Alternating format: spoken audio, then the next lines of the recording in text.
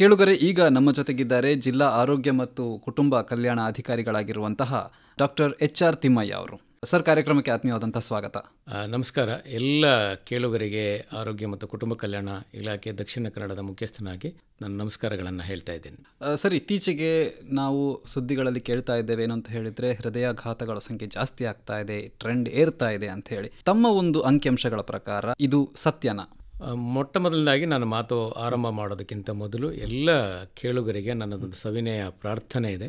ಇತ್ತೀಚಿನ ಸುದ್ದಿ ಮಾಧ್ಯಮಗಳಲ್ಲಿ ಬಿತ್ತರ ಆಗ್ತಿರುವಂಥ ಈ ಮಾಹಿತಿ ಅಷ್ಟು ನಿಖರವಾಗಿ ಇರುವುದಿಲ್ಲ ಅಂಥೇಳಿ ನಾನು ಅಭಿಪ್ರಾಯಿಸ್ತೇನೆ. ಯಾಕೆಂದರೆ ಇಲಾಖೆಯ ವತಿಯಿಂದಲೂ ಕೂಡ ನಾನು ಹೇಳಬೇಕಾಗತ್ತೆ, ಹೃದಯಾಘಾತದ ಪ್ರಮಾಣ ಕಳೆದ ವರ್ಷ ಏನಿತ್ತು ಅಷ್ಟೇ ಇದೆ. ನಮ್ಮ ಜಿಲ್ಲೆಯಲ್ಲಿ ನಮ್ಮ ಜಿಲ್ಲೆಯಲ್ಲಿ ಇರುವ 8 ವೈದ್ಯಕೀಯ ಮಹಾವಿದ್ಯಾಲಯಗಳು ಹಾಗೂ ಇತರೆ ದೊಡ್ಡ ದೊಡ್ಡ ಆಸ್ಪತ್ರೆಗಳ ಮುಖ್ಯಸ್ಥರುಗಳೊಂದಿಗೆ ತಜ್ಞರುಗಳೊಂದಿಗೆ ನಾವು ಸಭೆಯನ್ನು ಮಾಡಿದ್ದು, ಝೂಮ್ ಸಭೆ ಮಾಡಿ ಅವರ ಅಭಿಪ್ರಾಯಗಳನ್ನು ತಗೊಂಡಿದ್ದೀವಿ. ಕಳೆದ ವರ್ಷ ಈ ಅವಧಿಯಲ್ಲಿ ಎಷ್ಟು ಹೃದಯಾಘಾತದ ಸಂಬಂಧಿ ರೋಗಿಗಳು ವರದಿಯಾಗಿದ್ವೋ ಹೆಚ್ಚು ಕಡಿಮೆ ಅಷ್ಟೇ ವರದಿಯಾಗಿದೆ ವಿನಃ ಗಣನೀಯವಾಗಿ ಏರಿಕೆ ಕಂಡು ಬಂದಿರೋದಿಲ್ಲ. ಒಂದು ಗಮನಿಸಬೇಕಾದ ಅಂಶ. ಎರಡನೇ ಗಮನಿಸಬೇಕಾದ ಅಂಶ, 30 ವರ್ಷದ ಒಳಗಿನ ವಯಸ್ಕರಲ್ಲಿ, ಯುವಜನರಲ್ಲಿ ಹೆಚ್ಚು ಹೃದಯಾಘಾತ ಆಗ್ತಾಯಿದೆ ಅಂತೇಳಿ ಬಿಂಬಿತವಾಗ್ತಾಯಿದೆ. ಅದು ಕೂಡ ತಪ್ಪು. ಇದುವರೆಗೆ ನಮ್ಮ ಜಿಲ್ಲೆಯಲ್ಲಿ ಕೇವಲ 3 ಮಂದಿಗೆ ಮಾತ್ರ ಈ ರೀತಿಯ ಪ್ರಕರಣ ವರದಿಯಾಗಿರುವಂಥದ್ದು. ಹಾಗೂ ಮಹಿಳೆಯರಲ್ಲಿ ಕೂಡ ಜಾಸ್ತಿ ಆಗ್ತಿದೆ ಅಂತ ಕೂಡ ವರದಿಯಾಗ್ತಿದೆ. ಅದು ಕೂಡ ಸರಿಯಲ್ಲ. ಈಗ ನಾವು ಹೃದಯಾಘಾತದ ಬಗ್ಗೆ ಜನರಲ್ ಆಗಿ ಹೇಳೋದಾದರೆ, ಮೊದಲನೇದಾಗಿ ಈ ಹೃದಯಾಘಾತ ಆಗ್ತದೆ ಅಂತ ಹೇಳ್ತೇವಲ್ಲ, ಏನಿದು ಹೃದಯಾಘಾತ, ಯಾಕಾಗುತ್ತೆ? ಈ ಹೃದಯಾಘಾತ ಹೇಗಾಗುತ್ತೆ, ಏಕಾಗುತ್ತೆ ಅನ್ನೋದಕ್ಕಿಂತ ಮೊದಲು ಹೃದಯ ಅಂದ್ರೇನು, ಅದರ ಕೆಲಸಗಳೇನು, ಅದನ್ನು ಫಸ್ಟ್ ತಿಳ್ಕೊಂಬಿಡೋಣ. ಈಗ ನಾರ್ಮಲ್ ತಿಳ್ಕೊಂಡ್ರೆ ಅಷ್ಟೇ ನಾವು ಅಬ್ನಾರ್ಮಲ್ ಅನ್ನೋಕ್ಕೆ ತಿಳ್ಕೊಳ್ಳೋದಕ್ಕೆ ಸುಲಭ ಆಗುತ್ತೆ. ಹೃದಯ ಒಂದು ಪಂಪಿಂಗ್ ಮೋಟ್ರ್ ಥರ. ಈಗ ನಾವು ಮನೆ ಕಟ್ಟಿದಾಗ ನಾವು ನೀರೆತ್ತೋದಕ್ಕೋಸ್ಕರ ಸಂಪಿಂದ ಓವರ್ ಟ್ಯಾಂಕಿಗೆ ನಾವು ಮೋಟ್ರ್ ಬಳಸ್ತೀವಿ. ಉದಾಹರಣೆಗೆ 1 HP ಇರ್ಬೋದು, ಅದು 2 HP ಮೋಟ್ರಿಗೆ ಬಳಸ್ತೀವಿ. ಇದರಿಂದ ನೀರೆತ್ತಿ ನಾವು ಉಳಿದಿಂದ ಸಿಂಟೆಕ್ಸ್ ಆಗಿ ಮತ್ತೆ ದೇಹದ ಮನೆಯ ವಿವಿಧ ಭಾಗಗಳಿಗೆ ನಲ್ಲಿ ನೀರು ಸಪ್ಲೈ. ಅಲ್ಲಿ ಮೋಟ್ರ್ ನೀರೆತ್ತೆ, ಹೃದಯ ರಕ್ತವನ್ನು ಪಂಪ್ ಮಾಡುತ್ತೆ. ರಕ್ತ ಪಂಪ್ ಮಾಡಿ ದೇಹದ ನರ ನಾಡಿಗಳಿಗೆ ರಕ್ತವನ್ನು ತಲುಪಿಸುತ್ತೆ. ರಕ್ತ ಅತ್ಯಂತ ಪ್ರಮುಖ ವಸ್ತು ನಮ್ಮ ದೇಹದಲ್ಲಿ. ಒಬ್ಬ ವ್ಯಕ್ತಿ ಜೀವಂತ ಇರೋದಕ್ಕೆ ರಕ್ತ ಖಂಡಿತ ಬೇಕೇ ಅಂದರೆ ಅದು ವಿವಿಧ ವಸ್ತುಗಳನ್ನು ಸಾಗಾಟ ಮಾಡುತ್ತೆ. ವಿಶೇಷವಾಗಿ ಆಮ್ಲಜನಕವನ್ನು, ಪ್ರಾಣವಾಯು ಅದು ಪ್ರತಿ ಕಣಕಣಗಳಿಗೆ ತಲುಪಿಸುತ್ತೆ. ಹೃದಯಾಘಾತ ಅಂದರೆ ಏನು ಅಂತಂದರೆ, ನಾನು ಇನ್ನೊಂದನ್ನೇ ಉದಾಹರಣೆ ಕೊಡೋದಕ್ಕೆ ನಮಗೆ ಬಯಸ್ತೀನಿ. ಈಗ ಟ್ಯಾಂಕರ್ಗಳಿರ್ತವೆ. ಟ್ಯಾಂಕರಲ್ಲಿ ಈ ಫ್ಯೂಯಲ್ಗಳನ್ನು ಅಥವಾ ಇಂಧನವನ್ನು ಒಂದು ಕಡೆಯಿಂದ ಒಂದೂರಿಂದ ಇನ್ನೊಂದು ಊರಿಗೆ ಸಾಗಿಸ್ತಾರೆ. ಉದಾಹರಣೆಗೆ ದೊಡ್ಡ ದೊಡ್ಡ ಟ್ಯಾಂಕರ್ಗಳಲ್ಲಿ 12,000, 16,000 ಲೀಟರ್ನಷ್ಟು ಸಾಗಿಸ್ತಾರೆ. ಅಲ್ಲೇ ಇಂಧನ ಇರುತ್ತೆ. ಅಲ್ಲಿ ಇಂಧನ ಇದ್ದಾಗ್ಯೂ ಲಾರಿ ತಾನು ಚಲಿಸೋದಕ್ಕೋಸ್ಕರ ಅದಕ್ಕೂ ಕೂಡ ಇಂಧನ ಬೇಕು, ಹೌದಲ್ವೇ? ಅದಕ್ಕೂ ಕೂಡ ಇಂಧನ ಹಾಕಿರ್ತಾರೆ, ಡೀಸೆಲ್ ಹಾಕ್ತಾರೆ. ಆ ಇಂಧನದ ಬಲದಿಂದ ಲಾರಿ ಮುಂದಕ್ಕೆ ಹೋಗಿ ಚಲಿಸುತ್ತೆ. ಅದೇ ಥರ ಉದಾಹರಣೆ ನಾನು ಇಲ್ಲಿ ತರೋದಾದರೆ, ಹೃದಯ ತಾನು ಇಡೀ ದೇಹಕ್ಕೆ ರಕ್ತವನ್ನು ಪೂರೈಸುವಾಗ ರಕ್ತ ಕೂಡ ಕೆಲಸ ಮಾಡೋದಕ್ಕೆ, ಹೃದಯ ಕೆಲಸ ಮಾಡೋದಕ್ಕೆ ರಕ್ತದ ನಾಳಗಳ ಮೂಲಕ ಅದು ರಕ್ತವನ್ನು ಪಡೆದುಕೊಳ್ಬೇಕಾಗತ್ತೆ. ಇದಕ್ಕೆ ನಾವು ಹೃದಯಕ್ಕೆ ರಕ್ತವನ್ನು ಸರಬರಾಜು ಮಾಡುವ ಕರೋನರಿ ಆರ್ಟರೀಸ್ ಅಂತೀವಿ, ರಕ್ತನಾಳ. ಸೊ ಇದರ ಕರೋನರಿ ಆರ್ಟರಿಗಳ ಮೂಲಕ ರಕ್ತ ತನ್ನ ಹೃದಯಕ್ಕೆ ಇದು ಎಲ್ಲ ಸರಬರಾಜನ್ನು ಮಾಡುತ್ತೆ. ಇದು ಹೇಗೆ ಹೃದಯಾಘಾತ ಅಂತಂದರೆ, ಒಂದು ವೇಳೆ ಹೃದಯದಕ್ಕೆ ರಕ್ತ ಸಂಜಯನವನ್ನು ಪೂರೈಸುವಂಥ ಕರೋನರಿ ಆರ್ಟರೀಸ್ ಏನಿದ್ದಾವೆ, ಇಲ್ಲಿ ಏನಾದರೂ ವ್ಯತ್ಯಯವಾಗಿ ಕರೋನರಿ ಆರ್ಟರಿ ಅಥವಾ ರಕ್ತನಾಳದ ಒಳಗೆ ಏನಾದರೂ ರಕ್ತ ಹೆಪ್ಪುಗಟ್ಟಿ ಅದು ಬ್ಲಾಕ್ ಆದರೆ, ಯಾವ ಕರೋನರಿ ಆರ್ಟರಿ ಬ್ಲಾಕ್ ಆಗುತ್ತೋ ಅದು ಎಲ್ಲೆಲ್ಲಿ ರಕ್ತವನ್ನು ಸರಬರಾಜು ಮಾಡುತ್ತೋ ಆ ಭಾಗದ ಹೃದಯದ ಮಾಂಸಖಂಡ ನಿಷ್ಕ್ರಿಯವಾಗುತ್ತೆ. ಅದಕ್ಕೆ ನಾವು ಹೃದಯಾಘಾತ ಅಂತ ಹೇಳ್ತೀವಿ. ಇನ್ನು ಸಿಂಪಲ್ ಆಗಿ ನಾನು ಹೇಳಬೇಕಂತಂದರೆ, ಈಗ ನನ್ನ ಮನೆಯದು ನಲ್ಲಿದು ಕನೆಕ್ಷನ್ ಬಗ್ಗೆ ತಮಗೆ ಹೇಳ್ತಾ ಇದ್ದೆ. ಇದರಲ್ಲಿ ಏನಪ್ಪ ಅಂತಂದರೆ, ಈ ಮನೆಯಲ್ಲಿ ನಲ್ಲಿ ಕನೆಕ್ಷನ್ ಕೊಟ್ಟಿದ್ದೆ ಭಾಳ ವರ್ಷಗಳ ನಂತರ, ಏನೋ ಒಂದು 10-15 ವರ್ಷಗಳ ನಂತರ ಅದೇನು ಮಣ್ಣು ಕಟ್ಟಿನೋ ಅಥವಾ ಗಲೀಜು ಕಟ್ಟಿನೋ ಆ ಒಂದು ಭಾಗ ಯಾವುದೋ ಒಂದು ನಲ್ಲಿ ಬ್ಲಾಕ್ ಆದರೆ ಏನಾಗುತ್ತೆ, ಆ ಭಾಗಕ್ಕೆ ನೀರು ಬರಲ್ಲ. ನಾವೇನು ಮಾಡ್ತೀವಿ, ಅದನ್ನು ತೆಗೆದು ಏನಾಗಿದೆ ನೋಡಿ ಬದಲಾಯಿಸ್ತೀವಿ ಅಥವಾ ಸ್ವಚ್ಛಗೊಳಿಸಿ ಮತ್ತೆ ನೀರು ಸರಾಗಿ ಹರಿಯೋ ಥರ ಮಾಡ್ತೀವಿ. ಹೃದಯಕ್ಕೆ ನಾನು ಹೋಲಿಸೋದಾದರೆ, ಯಾವ ಹೃದಯನಾಳ ಬ್ಲಾಕ್ ಆಗಿರುತ್ತೋ, ಹೆಪ್ಪುಗಟ್ಟಿರುತ್ತೋ ಆ ಹೃದಯನಾಳವನ್ನು ಸ್ಟಂಟಿಂಗ್, ಆಂಜಿಯೋಪ್ಲಾಸ್ಟಿ ಅಂತಿಲ್ಲ, ಸ್ಟಂಟಿಂಗ್ ಮೂಲಕ ಅದನ್ನು ರಕ್ತವನ್ನು ತೆಗೆದುಬಿಟ್ಟು ಸ್ಟಂಟ್ ಹಾಕ್ತಾರೆ. ನೀರು ಸರಾಗ ಹರಿದು ಹೋಗೋ ಥರ ಏನು ಮಾಡ್ತೀವಿ, ಅದೇ ಥರ ರಕ್ತ ಸರಾಗ ಹರಿದು ಹೋಗೋ ಥರ ವ್ಯವಸ್ಥೆಯನ್ನು ಮಾಡ್ತಾರೆ. ಇದು ಬೇಸಿಕ್ ಹೃದಯಾಘಾತ ಅಂತಂದರೆ. ಸೊ ಹೃದಯ ಸ್ತಂಭನ ಬೇರೆ, ಹೃದಯಾಘಾತ ಬೇರೆ. ಹೃದಯ ಸ್ತಂಭನ ಅಂದರೆ ಕಾರ್ಡಿಯಕ್ ಅರೆಸ್ಟ್, ಇದಕ್ಕಿಂತ ಹೃದಯ ಕೆಲಸ ಮಾಡೋದನ್ನೇ ನಿಲ್ಲಿಸಿಬಿಡುತ್ತೆ. ಅದಕ್ಕೆ ಬೇರೆ ಬೇರೆ ಕಾರಣಗಳಿರ್ಬೋದು. ಹೃದಯಾಘಾತ ಕೂಡ ಒಂದು ಕಾರಣ ಆಗ್ಬೋದು. ಈಗ ಈ ಹೃದಯಾಘಾತ ಯಾರಲ್ಲಿ ಹೆಚ್ಚಾಗಿ ಕಾಣಿಸಿಕೊಳ್ಳಬಹುದು, ಏನಾದರೂ ರಿಸ್ಕ್ ಫ್ಯಾಕ್ಟರ್ಗಳು ಅಂತ ಪಟ್ಟಿ ಮಾಡೋದಾದ್ರೆ ಏನೆಲ್ಲ ಇರುತ್ತೆ? ಇದಕ್ಕೆ ಬಹಳ ಸಾಮಾನ್ಯ ಜನಗಳಿಗೆ ಸರಳವಾಗಿ ಅರ್ಥ ಆಗೋ ರೀತಿ ನಾನು ಹೇಳ್ಬಿಡ್ತೀನಿ. ಈ ಒಂದು 5 S ಅಥವಾ 6 Sಗಳನ್ನು ಅವ್ರ ಜ್ಞಾಪಕ ಇಟ್ಕೊಳ್ಳಿ. ಯಾವ್ಯಾವುದು ಈ 5 ಅಥವಾ 6 ಎಸ್ಗಳಂತಂದರೆ, ಮೊದಲನೇದು ಸಾಲ್ಟ್, ಉಪ್ಪು. ಯಾಕೆ ಉಪ್ಪು ಭಾಳ ಪ್ರಮುಖವಾಗುತ್ತೆ ಅಂತ ಹೇಳಿದರೆ, ಉಪ್ಪಿನ ಅಂಶವನ್ನು ನಾವು ಸರಿಯಾದ ರೀತಿ ಎಷ್ಟು ಬೇಕೋ ಅಷ್ಟನ್ನು ಮಾತ್ರ ನಾವು ಬಳಸಬೇಕು. ಉಪ್ಪು ಅತಿಯಾಗಿ ತಿಂದರೆ ಅಧಿಕ ರಕ್ತದೊತ್ತಡಕ್ಕೆ ವ್ಯತಿರಿಕ್ತ ಪರಿಣಾಮ ಆಗುತ್ತೆ. ಅಧಿಕ ರಕ್ತದೊತ್ತಡವನ್ನು ನಾವು ನಿಯಂತ್ರಿಸ್ಕೊಳ್ಬೇಕಾಗತ್ತೆ. ರಕ್ತದೊತ್ತಡವನ್ನು ಸರಿಯಾಗಿ ನಿಯಂತ್ರಿಸ್ಕೊಳ್ಳಲಿಲ್ಲ ಅಂತಂದರೆ ರಕ್ತದ ಒತ್ತಡದಿಂದ ದೇಹದ ಪ್ರಮುಖ ಅಂಗಾಂಗಗಳಿಗೆ ಹಾನಿಯಾಗುತ್ತೆ, ಪ್ರಮುಖವಾಗಿ ಹೃದಯಕ್ಕೂ ಕೂಡ ಹಾನಿಯಾಗುತ್ತೆ. ಇದು ಮೊದಲನೇ ಎಸ್. ಎರಡನೇ ಎಸ್ ಶುಗರ್, ಅಂದರೆ ಸಕ್ಕರೆ ಕಾಯಿಲೆ. ಸಕ್ಕರೆ ಅಂಶದಿಂದ ಸಕ್ಕರೆ ಅಂಶವನ್ನು ನಿಯಂತ್ರಿಸುವ ಅಂದರೆ ಸಕ್ಕರೆ ಕಾಯಿಲೆಯನ್ನು ನಿಯಂತ್ರಿಸುವ. ಸಕ್ಕರೆ ಕಾಯಿಲೆಯಿಂದ ಕೂಡ ದೇಹದ ಪ್ರಮುಖ ಅಂಗಾಂಗಗಳಿಗೆ ಹಾನಿಯಾಗುತ್ತೆ. ಹಾನಿ ಆಗೋದ್ರಿಂದ ಇದು ಏನಾಗುತ್ತೆ ಅಂತಂದರೆ ಹೃದಯಕ್ಕೂ ಕೂಡ ತುಂಬಾ ಗಂಭೀರವಾದ ಪರಿಣಾಮವನ್ನು ಬೀರ್ಬೋದು. ಇದು 2 ಎಸ್. 3ನೇ S sedentary life style. Sedentary life style ಅಂತಂದರೆ ಯಾವುದೇ ದೈಹಿಕ ಶ್ರಮ ಪಡದೆ ಕೂತಲ್ಲೇ ಕೂತ್ಕೊಂಡು ಒಂದು ಮೊಬೈಲ್ ನೋಡ್ತಿರೋದು ಅಥವಾ ಟಿ ವಿ ನೋಡ್ತಾ ಇರೋದು. ನೋಡೋದು ಅಷ್ಟೇ ಅಲ್ಲ, ಅವರು ಕೂತಲ್ಲೇ ಎಲ್ಲವನ್ನು ತಿಂತಾ ಇರ್ತಾರೆ. ಸೊ ನಮಗೆ ಪ್ರತಿದಿನ 2,000 ರಿಂದ 2,500 ಕಿಲೋ ಕ್ಯಾಲರೀಸ್ ಅಷ್ಟು ನಮಗೆ ಎನರ್ಜಿ ಬೇಕು. ಸೊ ಅದಕ್ಕೆ ಅಷ್ಟನ್ನು ಮಾತ್ರ ನಾವು ಬಳಸಬೇಕು. ಅದು ನಾವು ಇಲ್ಲೇನು ಮಾಡ್ತಿರ್ತೀವಿ, ಕ್ಯಾಲರೀಸು 3,000-4,000 ಕಿಲೋ ಕ್ಯಾಲರೀಸ್ ಬೇಕಾದಷ್ಟು ತಿಂತೀವಿ, ಖರ್ಚಾಗ್ತಾ ಇಲ್ಲ, ಬೊಜ್ಜು ಬೆಳೀತಾ ಇದೆ. ಸೊ ಸೆಡೆಂಟರಿ ಲೈಫ್ ಸ್ಟೈಲಿಂದ ಏನಾಗ್ತಾ ಇದೆ, ಬೊಜ್ಜು ಬೆಳೆಯುತ್ತೆ. ಅಗೇನ್ ನಾವು ಕೊಲೆಸ್ಟ್ರಾಲ್ ಅಂತ ಹೇಳ್ತೀವಲ್ಲ, ಇಂಡೈರೆಕ್ಟಾಗಿ ಕೊಲೆಸ್ಟ್ರಾಲ್ ಜಾಸ್ತಿ ಆಗುತ್ತೆ, ಹಾರ್ಟ್ಗೆ ರಿಸ್ಕ್ ಜಾಸ್ತಿ ಆಗುತ್ತೆ. 4ನೇದು ಸ್ಮೋಕಿಂಗ್. ಸೊ ಸ್ಮೋಕಿಂಗ್ ಅಂದ ಕೂಡಲೇ ಬರೀ ನಾವು ಸಿಗರೇಟು ಅಥವಾ ಬೀಡಿ ಅಂತ ಅಲ್ಲ, ತಂಬಾಕಿನ ಉತ್ಪನ್ನಗಳು ಎಲ್ಲವೂ ಕೂಡ ಅದು ಯಾವ ಬಗೆಯಲ್ಲಾದರೂ ತಾವು ಬಳಸಿ. ಈ ಬಳಸೋದ್ರಿಂದ ಏನಾಗುತ್ತೆ ಅಂತೆ, 4,000ದಷ್ಟು ರಾಸಾಯನಿಕಗಳು ಒಂದು ಸಿಗರೇಟಲ್ಲಿ ಅಥವಾ ಒಂದು ತಂಬಾಕಿನಲ್ಲಿ ನಾವು ಸುಡೋದ್ರಿಂದ ಬರುತ್ತೆ. ಈ 4,000 ಕೆಮಿಕಲ್ಸ್ ದೇಹಕ್ಕೆ ಅತ್ಯಂತ ಹಾನಿಕಾರಕ, ಜೊತೆಗೆ ದೇಹದ ಪ್ರಮುಖ ಅಂಗಾಂಗಗಳಿಗೆ ಹಾನಿಯನ್ನು ಉಂಟು ಮಾಡುತ್ತೆ ದೀರ್ಘಕಾಲದ ಬಳಕೆಯಿಂದ ಸ್ಮೋಕ್. 5ನೇ ಎಸ್ ಭಾಳ ಇಂಪಾರ್ಟೆಂಟ್, ಸ್ಟ್ರೆಸ್. ಸ್ಟ್ರೆಸ್ ಅಂದರೆ ತಮಗೆಲ್ಲ ಗೊತ್ತಿದೆ, ಒತ್ತಡದ ಜೀವನ. ಎಲ್ಲರಿಗೂ ಚಿಕ್ಕ ಮಕ್ಕಳಿಂದ ಹಿಡಿದು ಅತಿ ದೊಡ್ಡ ಉನ್ನತ ಹುದ್ದೆಯಲ್ಲಿರುವವರೆಗೂ ಕೂಡ ಅವರದೇ ಆದ ಒತ್ತಡ ಇದೆ. ನಾವು ಏನು ಮಾಡಬೇಕಂದ್ರೆ ಲೈಫ್ ಸ್ಟೈಲ್ ಅಥವಾ ನಾವು ಜೀವನವನ್ನು ಯಾವ ರೀತಿ ಸಕಾರಾತ್ಮಕವಾಗಿ ತಗೊಳ್ಬೇಕು, ಒತ್ತಡವನ್ನು ಹೇಗೆ ನಿಭಾಯಿಸ್ಕೊಳ್ಬೇಕು ಅನ್ನೋದನ್ನು ಮೊದಲು ಕಲ್ತ್ಕೋಬೇಕು. ಬೆಳಿಗ್ಗೆ ಎದ್ದಾಗಿಂದ ರಾತ್ರಿ ಮಲಗುವವರೆಗೆ ನಮ್ಮ ಜೀವನವನ್ನು ಒಂದಷ್ಟು ಶಿಸ್ತುಬದ್ಧವಾಗಿ ನಾವು ಮೊದಲೇ ಯೋಜನೆಯನ್ನು ರೂಪಿಸ್ಕೊಂಡು ಪ್ಲಾನ್ ಮಾಡ್ಕೊಳ್ಬೇಕು. ಬೆಳಿಗ್ಗೆ ಇಷ್ಟು ಗಂಟೆಗೆ ಹೇಳ್ತೀನಿ, ಇಷ್ಟು ಗಂಟೆಗೆ ನಾನು ನಿತ್ಯ ಕರ್ಮಗಳು ಮುಗಿಸ್ತೀನಿ, ಆನಂತರ ನಾನು ಇಷ್ಟು ವಾಕಿಂಗ್ ಹೋಗ್ತೀನಿ, ಒಂದಷ್ಟು ಲಘು ವ್ಯಾಯಾಮ ಮಾಡ್ತೀನಿ, ಆಮೇಲೆ ವಾಪಸ್ ಬರ್ತೀನಿ, ತಿಂಡಿ ತಿಂತೀನಿ, ಮನೇಲಿ ಒಂದಷ್ಟು ಹೆಲ್ಪ್ ಮಾಡ್ತೀನಿ, ಆಮೇಲೆ ಕಚೇರಿಗೆ ಹೋಗ್ತೀನಿ, ಕಚೇರಿನಲ್ಲಿ ಈ ರೀತಿಯೇ ಇರ್ತೀನಿ, ಅನಗತ್ಯವಾಗಿ ರೇಗೋದಿಲ್ಲ. ನಾನು ಏನು ಕೆಲಸ ಬರುತ್ತೆ ಮೇಲಿನ ಅಧಿಕಾರಿ ನಮ್ಗೆ ಏನು ಹೇಳ್ತಾರೆ ಅದನ್ನು ನಾನು ಪಾಸಿಟಿವ್ ತಗೊಳ್ತೀನಿ, ನನ್ನ ಕೈಲಾದನ್ನು ಪ್ರಾಮಾಣಿಕವಾಗಿ ಕೆಲಸ ಮಾಡ್ತೀನಿ ಮತ್ತು ವಾಪಸ್ ಮನೆಗೆ ಬರ್ತೀನಿ. ನಾವು ಯೋಜನಾಬದ್ಧವಾಗಿ ಅದನ್ನು ನಾವು ರೂಪಿಸ್ಕೋಬೇಕು.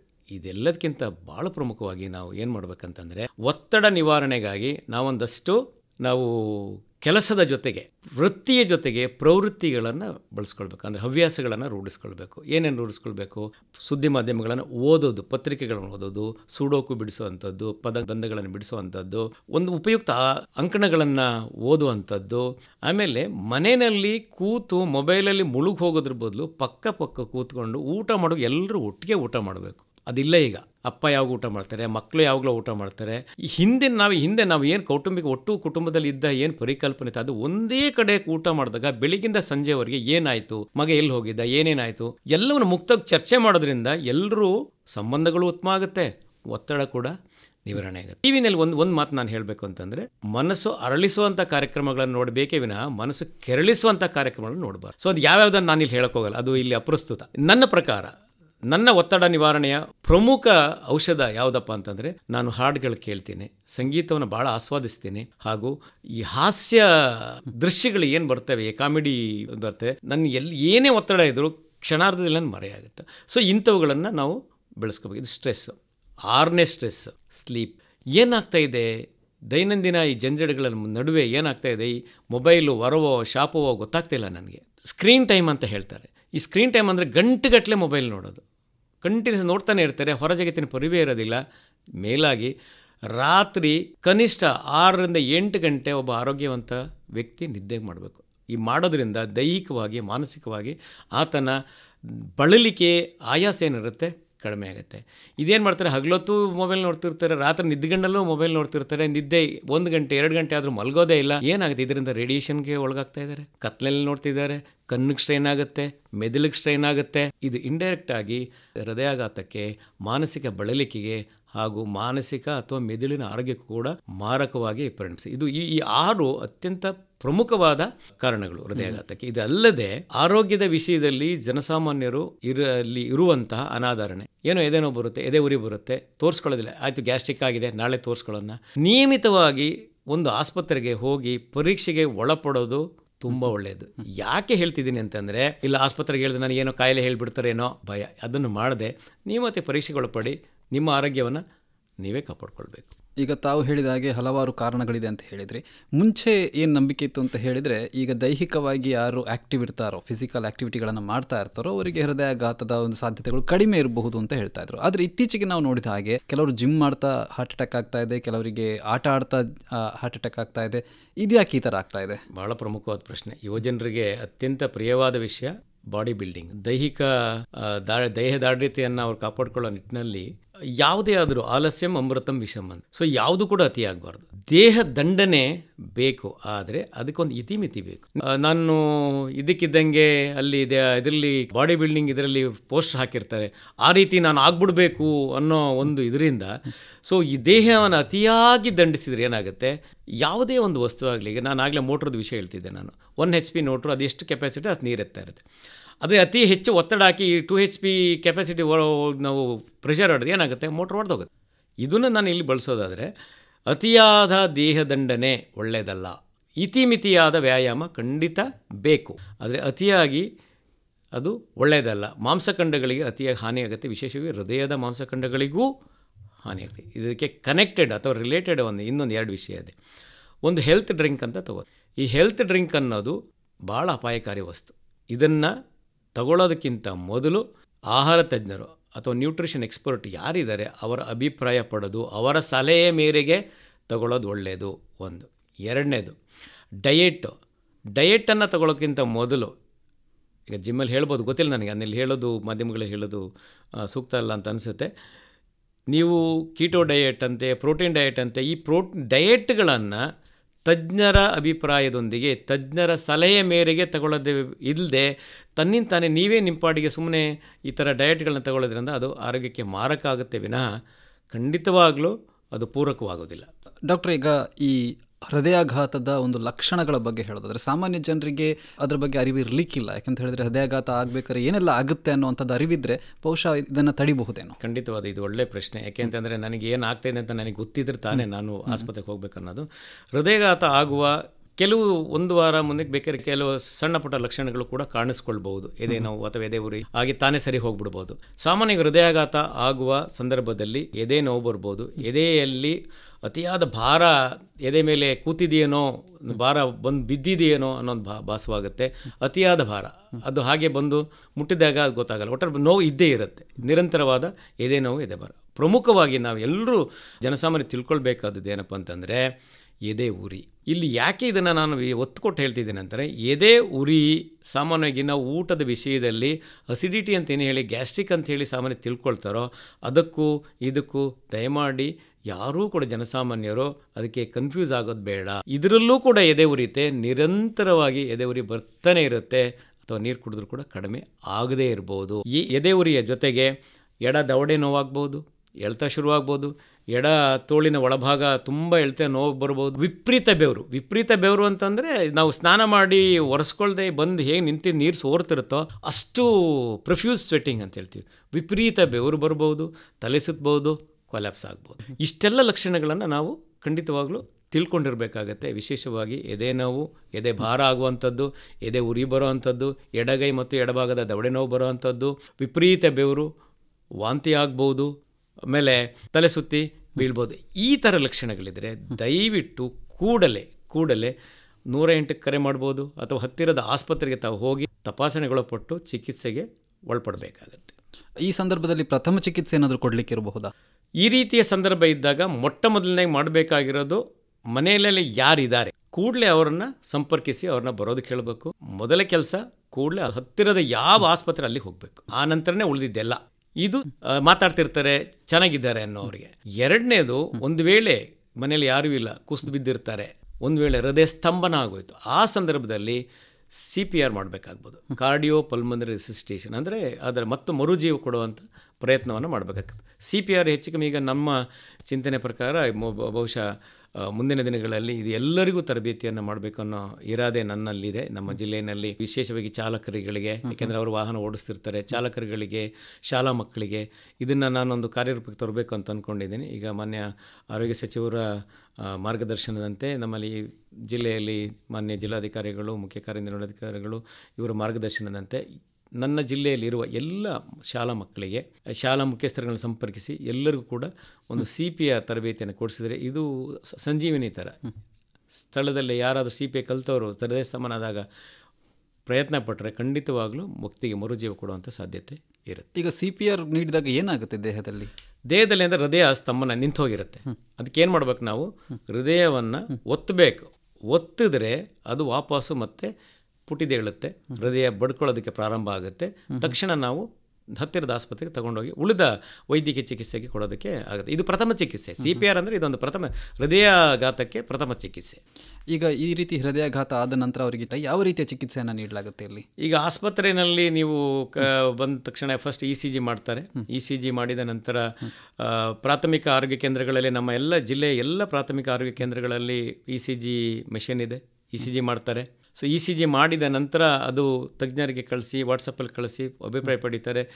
ಸಮಸ್ಯೆ ಇದ್ದರೆ ಕೂಡಲೇ ಈಗ ಆ್ಯಂಬುಲೆನ್ಸ್ ಮೂಲಕ ಹತ್ತಿರದ ತಾಲೂಕು ಮಟ್ಟದ ಆಸ್ಪತ್ರೆಗೆ ಕಳಿಸ್ಬೋದು. ನಮ್ಮಲ್ಲಿ ಎಲ್ಲ ವೀಕ್ಷಕ ಕೇಳುಗರಿಗೆ ನನ್ನ ಒಂದು ಮಾಹಿತಿ ಕೊಡಬೇಕಂತಿದೆ.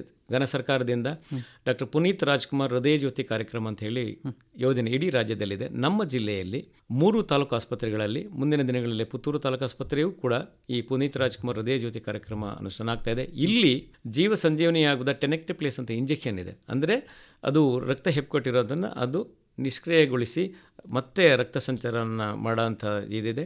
ಸುಳ್ಯ, ಬಂಟ್ವಾಳ, ಬೆಳ್ತಂಗಡಿ ಮತ್ತು ಪುತ್ತೂರಲ್ಲೂ ಕೂಡ ಇದನ್ನು ನಾವು ಪುನೀತ್ ರಾಜ್ಕುಮಾರ್ ಹೃದಯ ಜ್ಯೋತಿ ಕಾರ್ಯಕ್ರಮದಲ್ಲಿ ಯಾವುದೇ ರೋಗಿ ಬಂದ ಕೂಡಲೇ ನಮ್ಮ ಫಿಸಿಷಿಯನ್ ಯಾರಿರ್ತಾರೆ ಅವರು ತಪಾಸಣೆಯನ್ನು ಮಾಡಿ, ECGಯನ್ನು ಮಾಡಿ, ECGಯಲ್ಲಿ ವ್ಯತ್ಯಾಸ ಕಂಡು ಬಂದಲ್ಲಿ ಕೂಡಲೇ ಈ ಟೆನೆಕ್ಟಪ್ಲೇಸನ್ನು ಇಂಜೆಕ್ಷನ್ 30,000 ರೂಪಾಯಿ ಆಗುತ್ತೆ. ಒಂದು ಇಂಜೆಕ್ಷನ್ ಉಚಿತವಾಗಿ ಕೊಡ್ತಾ ಇದ್ದೇವೆ ನಾವು. ಘನ ಸರ್ಕಾರದಿಂದ ಇದನ್ನು ಕೊಡ್ತಾ ಇದ್ದೀವಿ. ಇದು ಸ್ಟೆಬಿಲೈಸ್ ಆದಮೇಲೆ, ರೋಗಿ ಒಂದು ಹಂತಕ್ಕೆ ಅವರು ಉತ್ತಮ ಆದಮೇಲೆ ಕೂಡಲೇ ನಾವು ಇದು ಹಬ್ ಮತ್ತು ಸ್ಪೋಕ್ ಮಾಡಿದ್ರೆ ಇಲ್ಲಿ ನಡೀತಾ ಇದೆ. ನಾವು ಹಬ್ಬು ಎನಪಯ ವೈದ್ಯಕೀಯ ವಿಜ್ಞಾನ ಸಂಸ್ಥೆಗಳ ವೈದ್ಯ ಕಾಲೇಜಿನಲ್ಲೇ ಇದೆ. ರೋಗಿಯನ್ನು ಸೀದಾ ಅಲ್ಲಿ ಕಳಿಸಿ ಉಚಿತವಾಗಿ ಅಲ್ಲೂ ಕೂಡ ಚಿಕಿತ್ಸೆ ಆಗ್ತಾ ಇದೆ. ಇದ್ರ ಜೊತೆಗೆ ನಮ್ಮಲ್ಲಿ ಸದ್ಯದಲ್ಲೇ ಜಿಲ್ಲಾ ವೆನ್ಲಾಕ್ ಆಸ್ಪತ್ರೆಯಲ್ಲಿ ಅಲ್ಲಿ ಕೂಡ ಒಂದು ಕ್ಯಾತ್ ಲ್ಯಾಬ್ ಶುರು ಆಗ್ತಾ ಇದೆ. ಕಾರ್ಡಿಯಾಕ್ ಈ ಥರ ಹಾರ್ಟ್ ಪೇಷಂಟ್ ಇದ್ದರೆ ಅಲ್ಲೂ ಕೂಡ ಉಚಿತವಾಗಿ ಚಿಕಿತ್ಸೆ ಕೊಡೋದಕ್ಕೆ ನಾವು ಎಲ್ಲ ವ್ಯವಸ್ಥೆಗಳನ್ನು ಮಾಡ್ಕೊಳ್ತಾ ಇದ್ದೀವಿ. ಇನ್ನು ನಾವು ಹೃದಯದ ಆರೋಗ್ಯದ ಬಗ್ಗೆ ಮಾತಾಡೋದಾದ್ರೆ, ಈಗ ಹೃದಯದ ಆರೋಗ್ಯವನ್ನು ಚೆನ್ನಾಗಿ ಇಟ್ಕೋಬೇಕು ಅಂತ ಹೇಳಿದರೆ ಏನೆಲ್ಲ ಮಾಡಬಹುದು ನಾವು? ಇತ್ತೀಚಿನ ದಿನಗಳಲ್ಲಿ ನಮ್ಮ ಭಾರತೀಯ ಜೀವನ ಶೈಲಿ ಕೂಡ ನಾವು ಒಂದಷ್ಟು ಬದಲಾಯಿಸ್ಕೊಳ್ಬೇಕಾಗತ್ತೆ. ಈಗ ಶಿಸ್ತುಬದ್ಧವಾಗಿ ನಾವು ಜೀವನ ನಡೆಸಬೇಕಾದ್ರೆ ನಾವು ಏನೇನು ಮಾಡಬೇಕು? ಹಿತಮಿತವಾದ ಆಹಾರವನ್ನು ಸೇವಿಸಬೇಕು, ಅದು ಬಹಳ ಮುಖ್ಯ. ಈಗ ನಾನಾಗಲೇ ಡಯಟ್ ಬಗ್ಗೆ ಹೇಳ್ತಿದ್ದೆ, ಕೀಟೋ ಡಯಟ್ ಅಂತ, ಅದು ತಿನ್ನಬಾರ್ದಂತೆ, ಇದು ತಿನ್ನಬಾರ್ದಂತೆ, ಅಲ್ಲ, ತಪ್ಪು. ಅದು ಆಹಾರ ತಜ್ಞರು ಅಥವಾ ನ್ಯೂಟ್ರಿಷನ್ ಎಕ್ಸ್ಪರ್ಟ್ ಏನಿರ್ತಾರೆ ಅವರ ಪ್ರಕಾರ ನಾವು ತಿನ್ನಬೇಕಾಗಿರೋದು ಬ್ಯಾಲೆನ್ಸ್ಡ್ ಡಯಟ್ ಅಥವಾ ಸಮತೋಲಿತ ಆಹಾರವನ್ನು ತೊಗೋಬೇಕು. ಅದರಲ್ಲಿ ಕಾರ್ಬೋಹೈಡ್ರೇಟ್ ಇರಬೇಕು, ಫ್ಯಾಟ್ ಇರಬೇಕು, ಪ್ರೋಟೀನ್ ಇರಬೇಕು, ಮಿನರಲ್ಸ್ ಇರಬೇಕು, ವಿಟಮಿನ್ಗಳಿರಬೇಕು. ಇವೆಲ್ಲವೂ ಒಂದು ನಿಗದಿತ ಪ್ರಮಾಣದಲ್ಲಿ ನಾವು ತೊಗೊಳ್ಬೇಕು. ಕೆಲವನ್ನ ಬಿಟ್ಟೇ ಬಿಡೋದು, ಕೆಲವನ್ನ ಜಾಸ್ತಿ ತಿನ್ನೋದು, ಕೆಲವೊಮ್ಮೆ ಕಡಿಮೆ ತಿನ್ನೋದು, ಈ ಥರ ಮಾಡಬಾರ್ದು. ಹೀಗೆ ಮಾಡೋದ್ರಿಂದ ಡಯಟನ್ನು ಸರಿಯಾಗಿ ಬಳಸದೇ ಇದ್ದರೆ ಏರುಪೇರಾಗುತ್ತೆ. ಭಾಳ ಪ್ರಮುಖವಾಗಿ ಆಹಾರದ ವಿಷಯಕ್ಕೆ ಬಂದರೆ ನಾನು ಹೇಳಲೇಬೇಕಾಗಿದೆ, ಜಂಕ್ ಫುಡ್ಗಳು ಅತಿ ಹೆಚ್ಚು ಹಾನಿಯನ್ನು ಮಾಡ್ತಾಯಿದೆ. ಜಂಕ್ ಫುಡ್ಗಳು ಬಹುಶಃ ಎಲ್ಲರಿಗೂ ಗೊತ್ತಿದೆ, ಅದು ಬೇಕ್ರಿ ಐಟಮ್ ಇರ್ಬೋದು, ಐಸ್ ಕ್ರೀಮ್ ಇರ್ಬೋದು. ನನ್ನ ಪ್ರಕಾರ ಸಕ್ಕರೆ ಅನ್ನೋದು ಇಟ್ ಈಸ್ ವೈಟ್ ಪಾಯ್ಸನ್, ಇದು ಬಿಳಿಯ ವಿಷ. ಸೊ ಸಕ್ಕರೆ ಎಷ್ಟು ನಾವು ಬಳಸ್ತೀವೋ ಅಷ್ಟೂ ಕೂಡ ಆರೋಗ್ಯಕ್ಕೆ ಹಾನಿಕಾರಕ. ಸೊ ಇದರಲ್ಲಿ ಸಕ್ಕರೆ ಮಾಡೋದಕ್ಕೆ ಕೆಮಿಕಲ್ ಕೂಡ ಬಳಸ್ತಾರೆ, ಬೆಲ್ಲವನ್ನು ಕೂಡ ಜಾಸ್ತಿ ಬಳಸ್ತಾರೆ. ಎಷ್ಟು ಬೆಳ್ಳಗಿರುತ್ತೋ ಬೆಲ್ಲ ಅಷ್ಟು ಕೆಮಿಕಲ್ ಜಾಸ್ತಿ ಬಳಸಿದ್ದಾರೆ ಅಂತ ತಿಳ್ಕೊಬೇಕು ನಾವು. ಕಪ್ಪಾದಷ್ಟು ಅದರ ಗುಣಮಟ್ಟ ಜಾಸ್ತಿ ಇರುತ್ತೆ. ಇದ್ರ ಜೊತೆಗೆ ನಾವು ಈ ಕರಿದು ತಿನ್ನುವ ಆಹಾರಗಳನ್ನು ಬಳಸುವಂಥದ್ದು ಜಾಸ್ತಿ. ಈಗ ಕರಿದು ತಿನ್ನೋದು ಅದು ವೆಜ್ ಆಗ್ಬೋದು, ನಾನ್ ವೆಜ್ ಆಗ್ಬೋದು. ಈಗ ಕಬಾಬ್ ಇರ್ಬೋದು ಅಥವಾ ಇತರೆ ಈಗ ಬೇರೆ ಏನೇನು ಆಹಾರ ಪದಾರ್ಥಗಳಿದೆ, ಒಂದು ಎಣ್ಣೆಯನ್ನು ಒಂದು ಬಾರಿ ಮಾತ್ರ ಬಳಸಬೇಕು ಕರಿಯೋದಕ್ಕೆ. ಈ ಕಬಾಬ್ ಮಾಡ್ತಾರೆ ಅಥವಾ ಯಾವುದೇ ತಿಂಡಿಯನ್ನು ಮಾಡಿದ್ರೆ ಒಂದು ಸೇರಿ ಬಳಸ್ಬೇಕು. ನಾವು ಜಾಸ್ತಿ ಅದನ್ನು ಮರುಬಳಕೆ ಮಾಡಿದಷ್ಟು ಕೂಡ ನಾವು ಅದು ಎಣ್ಣೆ ತನ್ನ ಗುಣಮಟ್ಟವನ್ನು ಕಳ್ತದೆ, ಸ್ಯಾಚುರೇಟೆಡ್ ಆಗುತ್ತೆ. ಅನ್ಸ್ಯಾಚುರೇಟೆಡ್ ನಾವು ಎಣ್ಣೆಯನ್ನು ಬಳಸಬೇಕು. ಇದು ಸ್ಯಾಚುರೇಟ್ ಆಗುತ್ತೆ ಹೃದಯಕ್ಕೆ, ಅದರಿಂದ ದೇಹಕ್ಕೇನೆ ವ್ಯತಿರಿಕ್ತವಾದ ಪರಿಣಾಮ ಬೀರುತ್ತೆ. ಇದರ ಜೊತೆಗೆ ನಮಗೆ ನಮ್ಮ ದೇಶೀಯ ಆಹಾರ ಪದ್ಧತಿ ಏನಿತ್ತು ಅದನ್ನು ಬಳಸಬೇಕು. ಮೊಳಕೆ ಕಾಳು ತಿನ್ನೋದಿರ್ಬೋದು, ಮನೆಯಲ್ಲಿ ಮಾಡಿದ ಅಡುಗೆ ಆಹಾರ, ಅಮ್ಮ ಮಾಡಿದ ಏನು ಅಡುಗೆ ಆಹಾರ ಏನತ್ತ ಅದನ್ನು ತಿನ್ನೋದಿರ್ಬೋದು. ಬಿಟ್ಟರೆ ಹೊರಗಡೆ ಸಿಗುವಂಥ ಎಲ್ಲ ಆಹಾರ ಪದಾರ್ಥಗಳು ಬರೀ ಶೋಕಿ. ನಾವೇನು ಮಾಡ್ತಿದ್ದೀವಿ, ಕಸವನ್ನು ತಿಂದು ರಸ ಬಿಸಾಕ್ತಾ ಇದ್ದೀವಿ. ರಸವನ್ನು ತಿನ್ನೋದಕ್ಕೆ ಮತ್ತೆ ನಾವು ಪ್ರಾರಂಭ ಮಾಡಬೇಕು. ಆಮೇಲೆ ಡ್ರಿಂಕ್ಸ್ ಏನಿದೆ, ಕೋಲ್ಡ್ ಡ್ರಿಂಕ್ಸ್ ಅಂತ ಏನು ಹೇಳ್ತಾರೆ, ಕಾರ್ಬೋನೇಟೆಡ್ ಡ್ರಿಂಕ್ಸ್, ಏರೇಟೆಡ್ ಡ್ರಿಂಕ್ಸ್ ಕೂಡ ಆರೋಗ್ಯಕ್ಕೆ ಮಾರಕ. ಇದು ಆಹಾರದ ಬಗ್ಗೆ ಆಯಿತು. ಇನ್ನು ಜೀವನ ಶೈಲಿಯ ಬಗ್ಗೆ ಹೇಳೋದಾದ್ರೆ ಏನಾದರೂ ಬದಲಾವಣೆಗಳನ್ನು ಮಾಡ್ಕೋಬೇಕಾ, ಹೇಗೆ? ಖಂಡಿತವಾಗ್ಲೂ ಮಾಡ್ಕೊಳ್ಬೇಕು. ಖಂಡಿತವಾಗ್ಲೂ ಯಾವ ಥರ ಮಾಡ್ಕೋಬೇಕು, ಬಹುಶಃ ವಿಶೇಷವಾಗಿ ಇತ್ತೀಚೆಗೆ ಅಂತಂದರೆ ಈ ಕಳೆದ 1 ತಿಂಗಳು 2 ತಿಂಗಳದ್ದೆಲ್ಲ ಹೇಳ್ತಾರೆ ನಾವು, over A period of time. ಈಗ ಕಳೆದ 10 ರಿಂದ 10 ವರ್ಷದಿಂದ ಈಚೆಗೆ ಸಕ್ಕರೆ ಕಾಯಿಲೆ ಪ್ರಮಾಣ ಜಾಸ್ತಿ ಆಗ್ತಾಯಿದೆ, ಹೃದಯ ಜಾಸ್ತಿ ಇದೆಯೇ, ಮೂತ್ರಪಿಂಡದ ಸಮಸ್ಯೆ ಜಾಸ್ತಿ ಆಗ್ತಾ ಇದೆ, ಅಧಿಕ ರಕ್ತದ ಒತ್ತಡದ ಪ್ರಮಾಣ ಜಾಸ್ತಿ ಆಗ್ತಾ ಇದೆ. ಏನು ಜನಸಂಖ್ಯೆ ಇದೆ ಅದರಲ್ಲಿ 30% ಹೆಚ್ಚು ಜನರಲ್ಲಿ ಈ ಅಸಾಂಕ್ರಾಮಿಕ ರೋಗಗಳ ಪ್ರಮಾಣ ಜಾಸ್ತಿಯಾಗಿದೆ. ಬಹುಶಃ ಅಪ್ ಟು 50%ವರೆಗೂ ನಾವು ಹೇಳ್ಬೋದು. ನಾವು ಅಸಾಂಕ್ರಾಮಿಕ ರೋಗಗಳ ನಾವೊಂದು ಕಾರ್ಯಕ್ರಮನೇ ಇದೆ, ನಾವು ಅದನ್ನು ಕೂಡ ನಿರಂತರವಾಗಿ ನಾವು ಅನುಷ್ಠಾನ ಮಾಡ್ತಾ ಇದ್ದೀವಿ.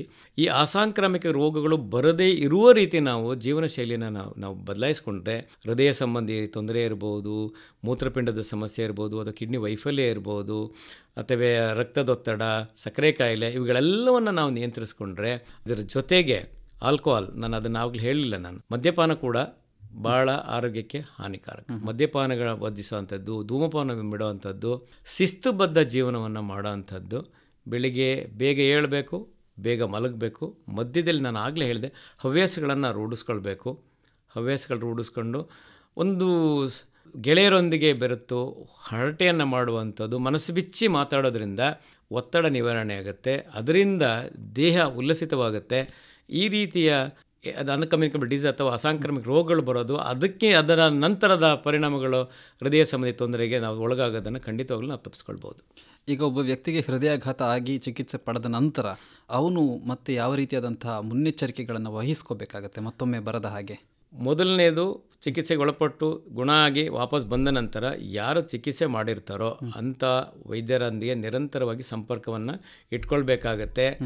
ಆ ಸಂಪರ್ಕದಿಂದ ಅವರ ಜೊತೆ ಏನು ಅವರು ಸಲಹೆ ಸೂಚನೆಗಳನ್ನು ಕೊಡ್ತಾರೋ ಅವರ ನಿರಂತರ ಸಂಪರ್ಕದೊಂದಿಗೆ ಸಲಹೆ ಸೂಚನೆಗಳನ್ನು ಚಾಚು ತಪ್ಪದೆ ಪಾಲಿಸಬೇಕು. ನಿಯಮಿತವಾಗಿ ಆರೋಗ್ಯ ತಪಾಸಣೆಗೆ ಅವರು ಒಳಪಡ್ತಾ ಇರಬೇಕು. ನಿಯಮಿತವಾಗಿ ಆರೋಗ್ಯ ತಪಾಸಣೆಗೆ ಒಳಪಡೋದ್ರಿಂದ ಏನಾದರೂ ದೇಹದಲ್ಲಿ ವ್ಯತ್ಯಾಸಗಳಾದರೆ, ಅವರ ದೇಹದ ಆರೋಗ್ಯದಲ್ಲಿ ವ್ಯತ್ಯಾಸ ಆದರೆ ಕೂಡಲೇ ಪತ್ತೆ ಮಾಡ್ಬೋದು.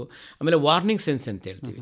ಏನೇನು ವಾರ್ನಿಂಗ್ ಸೈನ್ಸ್ ಇರುತ್ತೆ, ನಾನು ಆಗಲೇ ಹೇಳಿದ ಲಕ್ಷಣಗಳನ್ನು ಅವರು ಮೊದಲೇ ತಿಳ್ಕೊಂಡಿರಬೇಕು.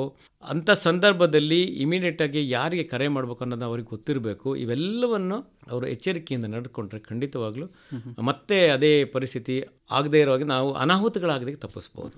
ಈಗ ಇನ್ನೊಂದಷ್ಟು ಪ್ರಶ್ನೆಗಳನ್ನು ಕೇಳೋದಾದರೆ, ಈಗ ಈ ಒಂದು ಹೃದಯಾಘಾತ ಏನಿದೆ ಇದಕ್ಕೂ ಜೆನೆಟಿಕ್ಸ್ಗೆ ಏನಾದರೂ ಸಂಬಂಧ ಇದೆಯಾ? ಖಂಡಿತವಾಗ್ಲೂ ಒಂದಷ್ಟು ಇದೆ ಅಂತ ಅನ್ಸುತ್ತೆ. ಯಾಕೆಂದರೆ ಪಾಶ್ಚಿಮಾತ್ಯ ದೇಶಗಳಿಗೆ ಹೋಲಿಸಿದರೆ ನಮ್ಮಲ್ಲಿ ಈ ಸಕ್ಕರೆ ಕಾಯಿಲೆ, ಅಧಿಕ ರಕ್ತದೊತ್ತಡ, ಇನ್ನಿತರೆ ಕಾಯಿಲೆ ಜೊತೆಗೆ ಹೃದಯ ಸಂಬಂಧಿ ಸಮಸ್ಯೆಗಳು ಕೂಡ ಒಂದಷ್ಟು ಹೆಚ್ಚಿದೆ. ಇದಕ್ಕೆ ಮಾನವನ ಅಲ್ಲಿಯ ಜೆನೆಟಿಕಲ್ ಮೇಕಪ್ಪು ಇಲ್ಲಿಗೂ ಖಂಡಿತ ವ್ಯತ್ಯಾಸ ಇರ್ಬೋದು, ಅದರ ಪ್ರಭಾವ ಖಂಡಿತ ಇದ್ದೇ ಇದೆ. ಆಮೇಲೆ ಕೊರೋನಾದ ನಂತರ ಏನಾದರೂ ಈ ರೀತಿಯ ಬದಲಾವಣೆ? ಒಳ್ಳೆ ಪ್ರಶ್ನೆ ಕೇಳಿದೆ. ನಾನು ಇದನ್ನು ಭಾಳ ಹೊತ್ತಿಂದ ನಿರೀಕ್ಷಿಸ್ತಾ ಇದ್ದೆ. ಕೋವಿಡ್ ಸೋಂಕು ಬಂದ ನಂತರ ಏನೇನಾಗಿದೆ ಎಲ್ರಿಗೂ ಗೊತ್ತಿದೆ. ಆದರೆ ಕೋವಿಡ್ ಸೋಂಕಿಗೂ ಹೃದಯ ಈ ಪ್ರಸ್ತುತ ಏನು ಆಗ್ತಾ ಇದೆ, ಈ ಹುಯಿಲೆಬ್ಬಿಸಿರೋದಕ್ಕೂ ಏನೇನೂ ಸಂಬಂಧ ಇಲ್ಲ. ಅದನ್ನು ಎಲ್ಲ ಜನಸಾಮಾನ್ಯರು ದಯವಿಟ್ಟು ತಿಳ್ಕೊಳ್ಳಿ. ಕೋವಿಡ್ ಸಂಬಂಧಿತ ಕಾಯಿಲೆ ಅದು ಇದಕ್ಕೂ ಹೃದಯಾಘಾತಕ್ಕೂ ಸಂಬಂಧ ಇಲ್ಲ. ಎರಡನೇದು, ಕೋವಿಡ್ ಲಸಿಕೆ ಯಾರು ಪಡೆದಿದ್ದಾರೆ, ಲಸಿಕೆಯಿಂದ ಹಿಂಗಾಯಿತು, ಖಂಡಿತ ಇಲ್ಲ. ನಮ್ಮ ದೇಶದಲ್ಲಿ ಹೆಚ್ಚು ಕಮ್ಮಿ 131 ಮಿಲಿಯನ್ ಅಥವಾ 131 ಕೋಟಿ ಜನಗೆ ಲಸಿಕೆ ಪಡೆದಿದ್ದಾರೆ. ಈ ಇಷ್ಟೂ ಲಸಿಕೆ ಪಡೆದವ್ರಿಗೆ ಇವರ ಪ್ರಕಾರ ಆಗಬೇಕಾಗಿತ್ತು. ಆದರೆ ಎಷ್ಟು ಜನಕ್ಕಾಗಿದೆ? ಅಂಕಿಅಂಶಗಳೇ ಹೇಳ್ತಾ ಇದ್ದೇವೆ. ವಿಶ್ವದ ಅತ್ಯಂತ ಹೆಚ್ಚು ಲಸಿಕೆ ಪಡೆದು ಮೊದಲು ಕೊಟ್ಟದ್ದು ನಮ್ಮಲ್ಲಿ. ಹಾಗೂ ಸಣ್ಣ ಪುಟ್ಟ ಅಡ್ಡ ಪರಿಣಾಮಗಳಾಗಿದ್ದೇವೆ. ಇದುವರೆಗೆ ಯಾವುದು ಈ ಡೆತ್ಗೂ ಅದಕ್ಕೂ ಯಾವುದೇ ಸಂಬಂಧ, ಕೋವಿಡ್ ಲಸಿಕೆಗೂ ಹೃದಯಾಘಾತಕ್ಕೂ ಸದ್ಯದ ಇದಕ್ಕೂ ಸಂಬಂಧ ಇಲ್ಲ. ಕೋವಿಡ್ ಸೋಂಕಿಗೂ ಸದ್ಯದ ಹೃದಯಾಘಾತಕ್ಕೂ ಸಂಬಂಧ ಇಲ್ಲ. ಆದರೆ ಕೋವಿಡ್ ಸೋಂಕನ್ನು ಇನ್ನೊಂದಷ್ಟು ಅರ್ಥ ಮಾಡ್ಕೊಳ್ಬೇಕಾಗಿದೆ. ಇನ್ನೊಂದು ವಿಸ್ತೃತ ಸಂಶೋಧನೆಗಳು ಕೋವಿಡ್ ಸೋಂಕಿಗೆ ಬೇಕಾಗಿದೆ. ಅಂದರೆ ಬೇರೆ ವಿಷಯಕ್ಕೋಸ್ಕರ ಇನ್ನು ಏನೇನು ಆಗ್ಬೋದು ಅನ್ನೋ ದೃಷ್ಟಿಯಿಂದ ಮುಂಬರುವ ಪೀಳಿಗೆಗೆ ಆರೋಗ್ಯ ದೃಷ್ಟಿಯಿಂದ ಸಂಶೋಧನೆ ಆಗಬೇಕಾದ ವಿನ ಹೃದಯಾಘಾತಕ್ಕೂ ಅದಕ್ಕೂ ಖಂಡಿತ ಏನೇನೂ ಸಂಬಂಧ ಇಲ್ಲ. ಹಾಗೆ ಸರ್, ಇವಾಗ ಇತ್ತೀಚೆಗೆ ಬಹಳಷ್ಟು ಜನರಲ್ಲಿ ಗಾಬರಿ ಆಗ್ತಾ ಉಂಟು, ಬಹುಶಃ ಸುದ್ದಿಗಳನ್ನು ನೋಡಿಯೂ ಇರಬಹುದು ಹೃದಯಾಘಾತದ ಬಗ್ಗೆ. ಈ ಸಂದರ್ಭದಲ್ಲಿ ಇದರ ಬಗ್ಗೆ ಜಾಗೃತಿ ಮೂಡಿಸಲಿಕ್ಕೆ ನಿಮ್ಮ ಇಲಾಖೆ ಕಡೆಯಿಂದ ಏನೆಲ್ಲ ಕಾರ್ಯಕ್ರಮಗಳನ್ನು ಮಾಡ್ತಾ ಇದ್ದೀರಾ? ಇದು ನಾನು ಸಾಮಾನ್ಯವಾಗಿ ನಾನು ಮತ್ತೆ ಎಲ್ಲ ಕಡೆ ಇದನ್ನು ಹೇಳ್ತಾ ಇದ್ದೇನೆ, ದಯವಿಟ್ಟು ಯಾರೂ ಆತಂಕಕ್ಕೆ ಒಳಗಾಗಬೇಡಿ, ಆತಂಕಕ್ಕೆ ಖಂಡಿತ ಒಳಗಾಗಬೇಡಿ. ಈಗ ಇದು ಜಾಲತಾಣಗಳು ವರವೋ ಶಾಪವೋ ಗೊತ್ತಾಗ್ತಾ ಇಲ್ಲ ನನಗೆ. ಜಾಲತಾಣಗಳಲ್ಲಿ ಬರುವ ಎಲ್ಲ ವಿಷಯಗಳು ನಿಜವಾಗ್ಲೂ ನಿಜವೇ ಅಥವಾ ಸತ್ಯಾಂಶ ಅಡಗಿದೆಯೇ, ಸುದ್ದಿ ಏನು ಬಂದಿದೆ ಅದರ ನೈಜತೆಯನ್ನು ತಾವು ಸ್ಪಷ್ಟಪಡಿಸ್ಕೊಂಡು ಆನಂತರ ಅದನ್ನು ಮುಂದಕ್ಕೆ ಕಳಿಸಿ. ಇದು ಒಂದೇ ವಿಷಯ ಅಲ್ಲ, ಯಾವುದೇ ವಿಷಯ ಬರಲಿ, ಈ ಜಾಲತಾಣಗಳಲ್ಲಿ ಏನು ವಿಷಯ ಬರ್ತವೆ ಅದನ್ನು ನೈಜತೆಯನ್ನು ತಿಳ್ಕೊಬೇಕು. ಈಗ ಅದು ಭಾಳ ಜನ ಏನು ಮಾಡ್ತಾರೆ, ಓದೋದೇ ಇಲ್ಲ ಅದನ್ನು ಅಥವಾ ಪೂರ್ತಿ ನೋಡೋದೇ ಇಲ್ಲ, ಏನೋ ಬಂದಿದೆ ಮುಂದಕ್ಕೆ ಫ್ರೆಂಡ್ಸ್ ಅವ್ರಿಗೆ ಕಳಿಸ್ಬಿಡ್ತಾರೆ. ಅದರಿಂದ ಅನಾಹುತಗಳಾಗೋ ಸಾಧ್ಯತೆ ಇದೆ. ಹಾಗಾಗಿ ಸುದ್ದಿಯನ್ನು ನಂಬೋದಕ್ಕಿಂತ ಮೊದಲು ಖಚಿತಪಡಿಸ್ಕೊಳ್ಳಿ, ತಿಳಿದವರಲ್ಲಿ ಖಚಿತಪಡಿಸ್ಕೊಂಡು ಆಮೇಲೆ ಅದನ್ನು ಮಾಡೋದು ತುಂಬ ಒಳ್ಳೆಯದು. ಧನ್ಯವಾದಗಳು ಸರ್, ಇಷ್ಟೊತ್ತು ನಮ್ಮ ಜೊತೆಗಿದ್ದು ಈ ಹೃದಯಾಘಾತದ ಬಗ್ಗೆ ಮಾಹಿತಿಯನ್ನು ನೀಡಿದ್ರಿ. ಕಾರ್ಯಕ್ರಮದಲ್ಲಿ ಭಾಗವಹಿಸಿದ್ದಕ್ಕಾಗಿ ಧನ್ಯವಾದಗಳು.